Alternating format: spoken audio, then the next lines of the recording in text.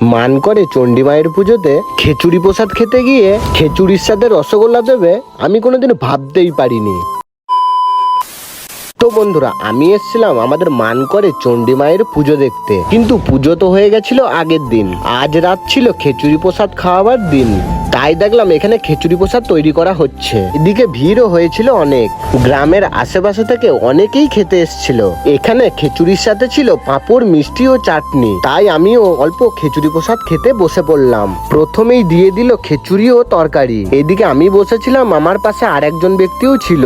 খেতে খেতে দেখা হয়ে গেল আমার কিছু ভালোবাসা মানুষের সাথে, যারা আমার ভিডিও দেখে এবং লাইক কমেন্ট শেয়ার করে। এদিকে দেখলাম খিচুড়ির সাথে দিয়ে দিল পাঁপড় ও রসগোল্লা, আর এই রসগোল্লার সাইজটা বেশ বড়ই ছিল।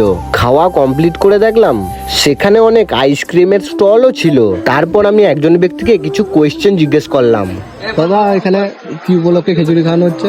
মা মহাচণ্ডী পুজোর উপলক্ষে খিচুড়ি প্রসাদ খাওয়ানো হচ্ছে। এটা কি প্রতি বছর খাওয়ানো হয়? প্রতি বছরই। তো কতদিন থাকবে এটা? এটা আমাদের আজকে শেষ হচ্ছে, খিচুড়ি খাওয়ানোর পর পুজো শেষ আমাদের। শুরু হয়েছিল কবে? এটা গতকাল শুরু হয়েছিল, মায়ের পুজো ছিল কালকে। আজকে খিচুড়ি প্রসাদ খাওয়ানো হচ্ছে এবং আজকে খিচুড়ি খাওয়া প্রসাদ পর আমাদের আর কোনো প্রোগ্রাম নেই। তো কালকে ছেলেটা একটু রোড করবে, তারপরে আমাদের প্রোগ্রাম শেষ।